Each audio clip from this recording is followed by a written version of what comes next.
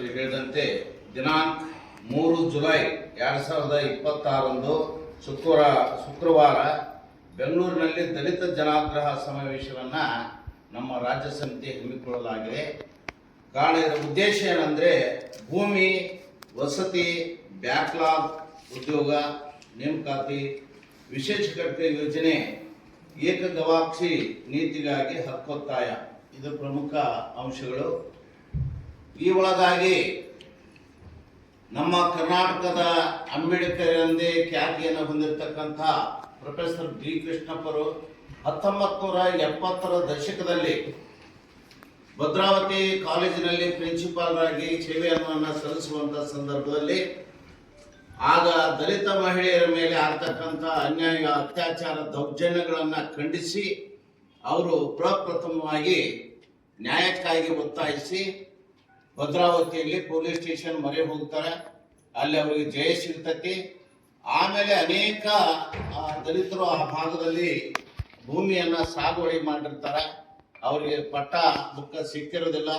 ಹಾಗಾಗಿ ಈ ಯಾರಿಗೆ ಭೂಮಿ ಇರೋದಿಲ್ಲ ಸರ್ಕಾರ ಕನಿಷ್ಠ ಒಂದು 2 ಎಕರೆ ಭೂಮಿಯನ್ನು ಕೊಡಬೇಕು ಅನ್ನುವಂಥ ಹಿನ್ನೆಲೆಯಲ್ಲಿ ಚಳವಳಿಯನ್ನು ಹಮ್ಮಿಕೊಳ್ತಾರೆ.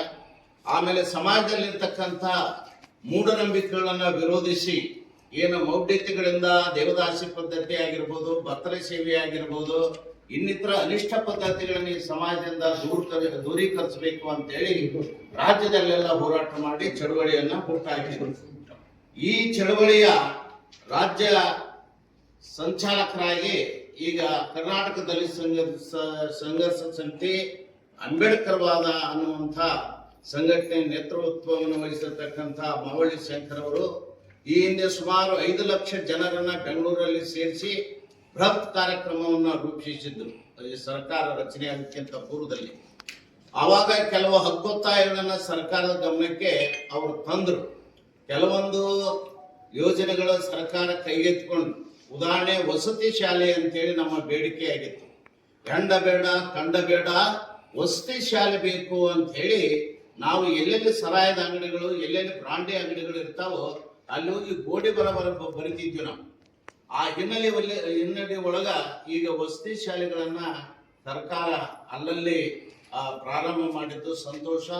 ಆ ಶ್ರೇಯಸ್ಸು ಸಿದ್ದರಾಮಯ್ಯರಿಗೆ ಸಿಗಬೇಕು ಅಂತ ಹೇಳಿ ನಾವು ಕೂಡ ಬಯಸ್ತೀವಿ.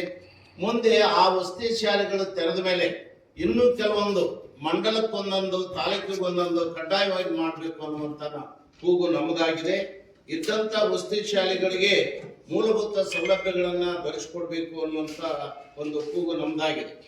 ಆಮೇಲೆ ವಿಶೇಷ ಘಟಕ ಯೋಜನೆ ಅಂದ್ರೆ ಏನಪ್ಪಾ ಅಂದ್ರೆ ಸರ್ಕಾರ ಏನು ಈ ಪರಿಶಿಷ್ಟ ಜಾತಿ ಜನಾಂಗ, ಪರಿಶಿಷ್ಟ ವರ್ಗದ ಜನಾಂಗ ಇವರು ಬಡತನದ ರೇಖೆಯ ಕೆಳಭಾಗದಲ್ಲಿ 42% ಅದಾರ. ಇನ್ನ ಈ ವರ್ಗವನ್ನ ಮೇಲಕ್ಕೆತ್ತಬೇಕು ಅನ್ನುವಂಥ ಹಿನ್ನೆಲೆ ಒಳಗ ಕೆಲವೊಂದು ಸರ್ಕಾರಿ ಯೋಜನೆಗಳನ್ನ ಜಾರಿಗೆ ತಂತು. ಅದರಲ್ಲಿ ಪ್ರಮುಖವಾದದ್ದು ಅಂದ್ರೆ ವಿಶೇಷ ಘಟಕ ಯೋಜನೆ. ಈ ಯೋಜನೆಯಿಂದ ಸಾಲ ತಗೊಂಡ್ರೆ 60% ಫ್ರೀ. 100 ರೂಪಾಯಿ ಸಾಲ ಕೊಟ್ರೆ ಅದರಲ್ಲಿ 60